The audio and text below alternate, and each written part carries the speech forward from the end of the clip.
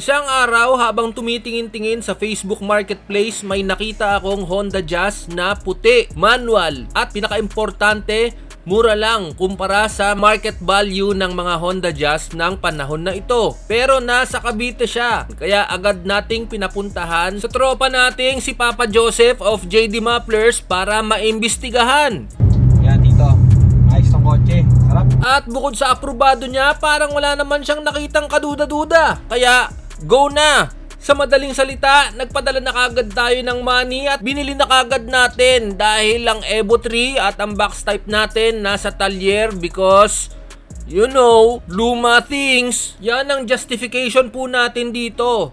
Kumbaga, rebound car habang nasa talyer ang dalawa. Dahil in demand naman ang mga kotseng ganito, madali siyang ibenta. Tsaka yun na nga, mura lang ang kuha natin. Love the content. Thanks, brother. Sa puntong ito, maraming tanong ang lumilipad sa isip ko. Pero dahil nandyan na yan, ano pa bang gagawin natin? Eh di gawa ng video.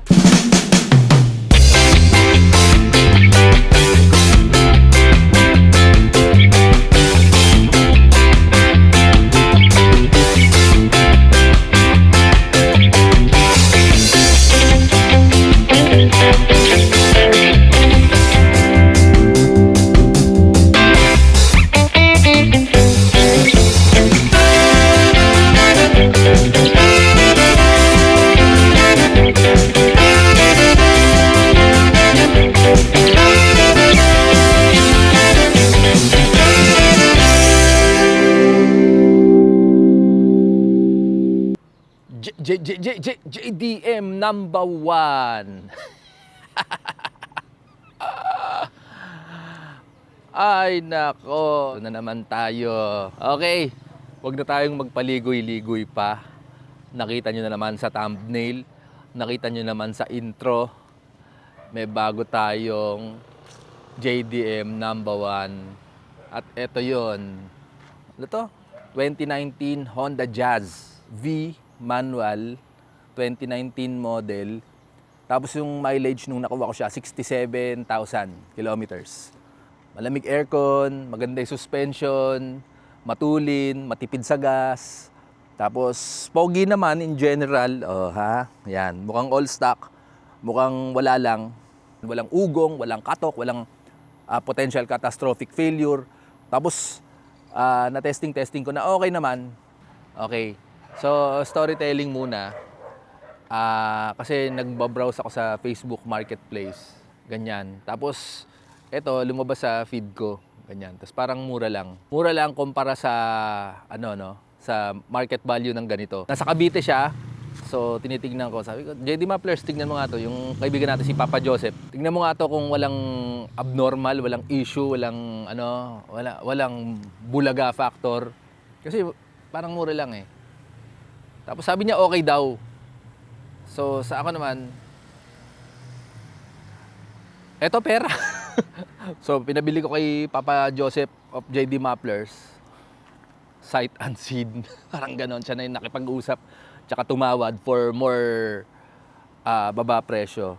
Ang justification ko naman dito, yung box type, tsaka yung Evo 3, may mga kailangan gawin sa kanila na major, like hilamos, ganyan. So, matagal silang mawawala. So, kailangan ko muna ng rebound car. Tapos, siguro pag ayos na sila, dispatchahin ko to. Di ba? So, kailangan ko ng, magagawa yung trabaho nila. Manual, kayang magdala ng aso, medyo may asim ng konti, ganyan. Ayun. Tapos, siguro go anywhere. Na tipong magiging hindi ka-conflict nung Swift. Kasi ganun din yung format niya eh, di ba? Maliit. Tapos city car. Ayun, lowered naman. So eto hindi lowered. Walang mga ganong drama-drama. So eto na siya, no? Yan.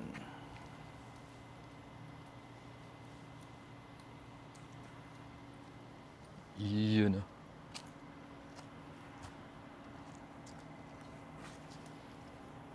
So, stock gaming lang. Ayan, yun lang ang mga modification niya. Oh. Ayan, may mga gas-gas konti. Yan, mga ganyan. Mga normal use lang. Parang ewan ko, wala namang history of bangga, mga daplis-daplis lang ng konti na normal for everyday driving. Makinis yung pintura, ayun, walang mga bulutong-bulutong tulad ng mga sinasabi nila sa mga Honda. Yan, anlikatok po yan. Yun. Tapos feeling ko etong kotseng to nakatira sa walang garahe. Kasi may mga sun cracks dyan eh. May mga konting sun cracks, which I don't mind.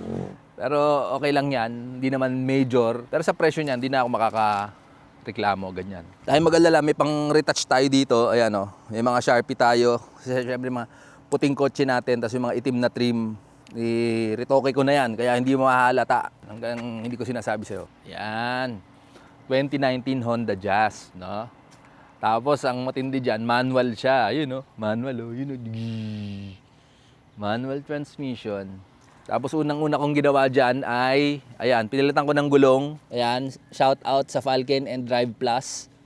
Ayan, ZE, Falken ZX, ZE 310. Ano yan, 16-inch. Yung mags niyan, hindi kanya originally. Kasi yung mags nito, 15s lang.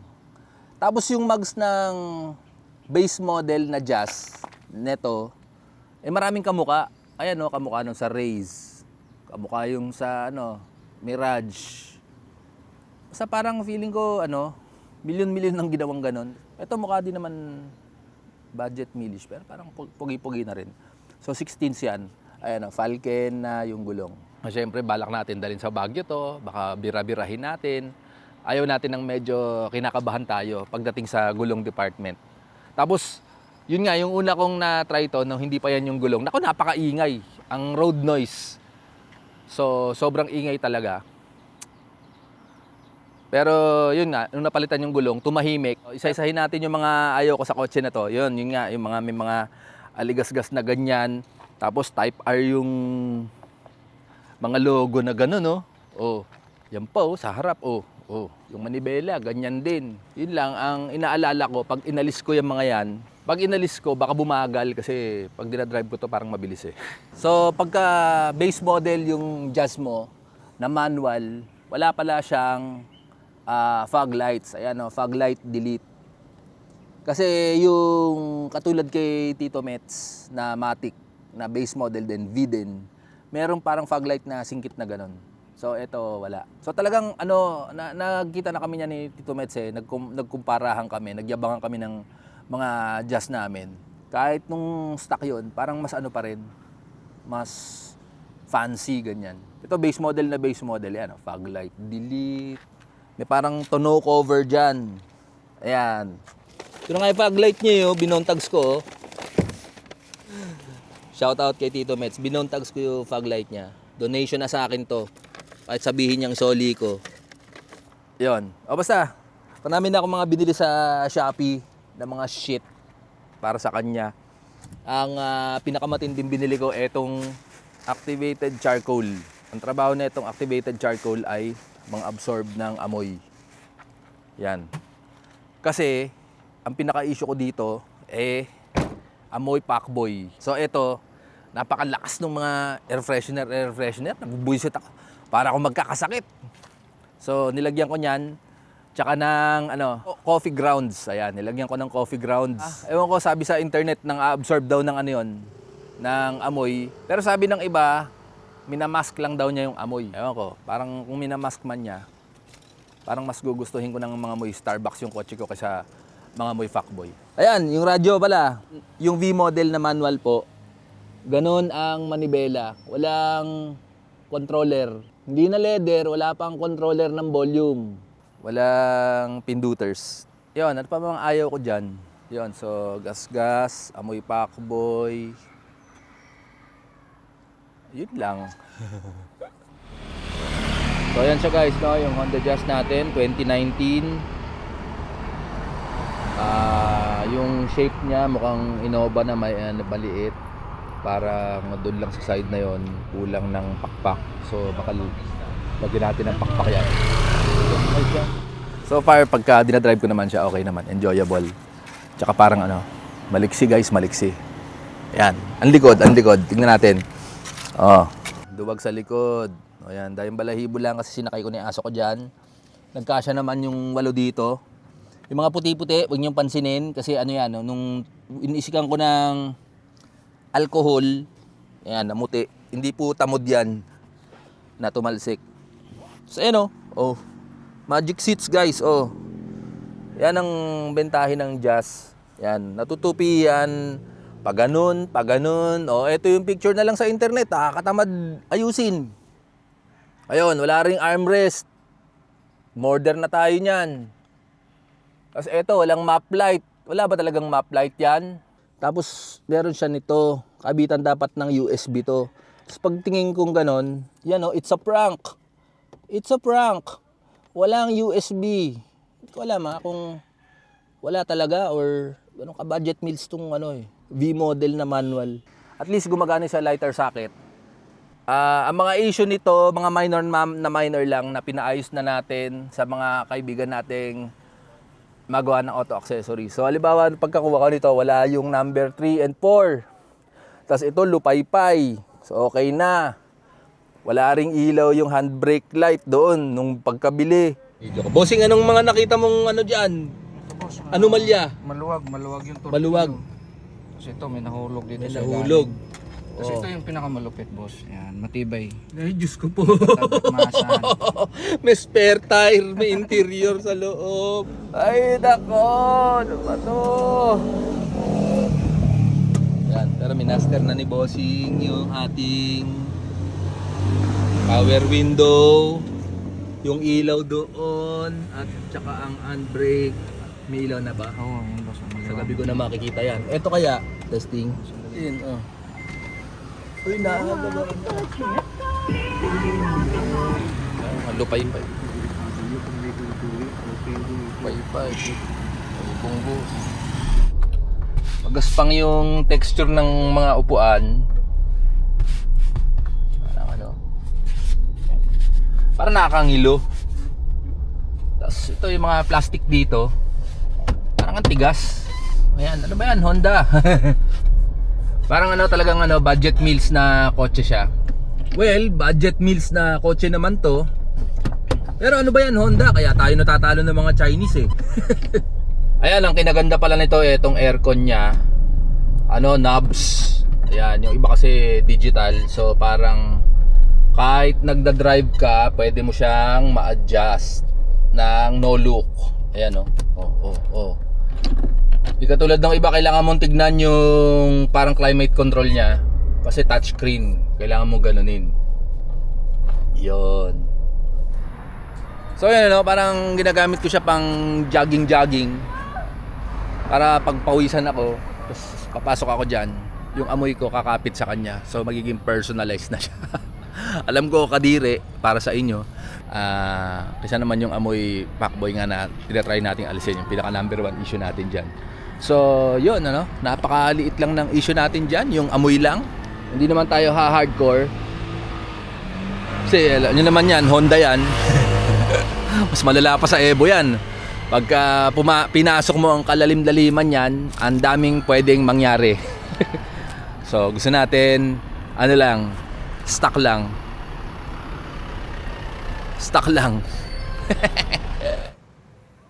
Gaan ng hood ayan, dumako naman tayo sa engine bay niya. Ayan siya bumibitek to. L15Z, modelong 1.5 na Honda. Kumbaga yan ang D15 ng mga ninuno natin. Ito, wala dati to. Bidili ko lang sa Shopee to. Ito yung generation ng Jazz na nagbalik yung manual sa 1500 kasi yung version bago to, puro matic lahat. Mas gusto ko sana yung Forma nun, pero walang manual na 1500. Nasa 1300 yung manual niya. Yan. Baka natin sandali. Umibitik eh. Lakas pa ng preno. Yan. So yung manibela guys, magaan na magaan. Maganda yung EPS niya. Madaling imaniobra. Malambot lahat. As in, malambot ang manibela, malambot ang clutch, at napakagaan itakbo. Na parang ramdam na ramdam mo na yung mga bakal niya ganun ka. Thousand to panin siyang ang kapal. Micrometer ata panukat dun sa bakal na ginamit dito eh. Ayun, ito yung mga coaching generation na ano eh. Na pag sinandalan mo, mayuyupi eh. Mga magiging suki ng paintless dent repair eh, ganyan eh. Pero nasa advantage din naman sa kanya yon kasi yun na nga, yun yung mga crumple zone, weight reduction. Nagpapabigat dito yung mga shopping binili ko eh. Yun, ang isa pang ayaw ko rito, yun, bukod sa walang temperature, pag inaapakan mo yung clutch, parang ano, yung bitaw niya weird na, di ko alam, hindi pa naman yata siya sira. Parang pag inaapakan mo yung clutch neto, parang ano, hindi mo malaman kung mataas o mababa yung engagement point. Parang siyang sliding, pero hindi man siya sliding. Ewan ko sino mga naka-manual na ganito, bira yung manual na ganito eh. Madalas matic. Ako lang yung gagong nag-manual eh. Putang ina. Basta. Walang basagad ang trip. Ito, oh. Ang plastiki talaga nito eh. Meron bang ganito na chug chug chug? Or ito na talaga yon. Pero masabi ko lang, yung manual nito ang tulin. Feeling ko ang tulin. Yung Matic parang na-compare ko back to back. Parang ano. Sa mga nagtatanong naman kung matipid ba, ito naman yan. Oh. Pwede na rin. Sa crisis ngayon, pwede na rin. Papalinis ko lang ng konti ito kay attention to detail. Kasi napansin ko rito na yung kanyang pagkaputi, may pagka manilawish kumpara kay Tito Mets. Yung kanya, kasi ano na yun eh, kumbaga minaster na yun eh. Ito parang nabilad sa araw, kaya medyo may pagka manilawish na ma-achieve naman natin yon for sure kapag pina-attention to detail avenue natin, ano? Pati yung amoy, mawawala din yan. Siyempre, sasabunin nila yan, i-deep clean nila yan. Ito nga, konting paligo lang, car wash, pumogi na. Ayun, ganda na suspension, walang kalampag. Nalubak ko na to eh. Bitek natin.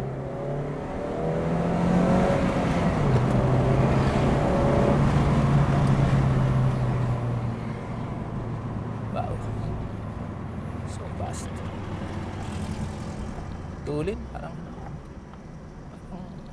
energetic siya, gano'n. Energetic, tsaka ang gaan.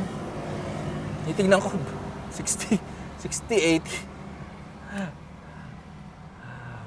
Pero siyempre kung mabilisan, meron naman tayong mga coaching pang mabilisan, ano? Tsaka torque. Gusto mo torque? Gusto mo horsepower? Meron tayo niyan.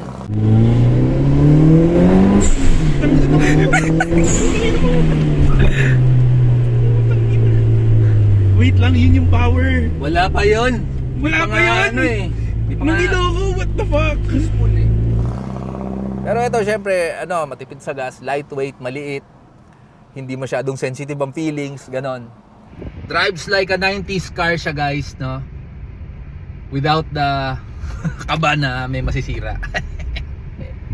So, not bad na rin. Tsaka enjoyable naman eh. No pressure car, kumbaga. So, ayun. Tignan natin kung saan tayo dadalhin itong coaching to. Enjoyin muna natin. Kilalanin natin siya. And with that, JDM number 1.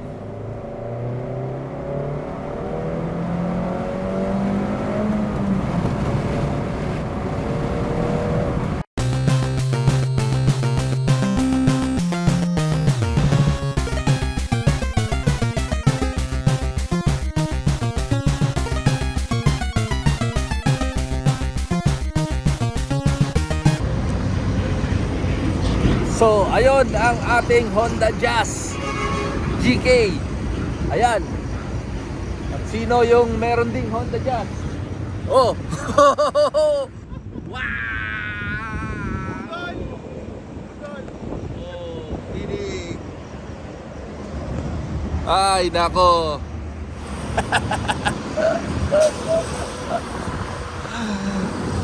Mga susunod, nakabanata.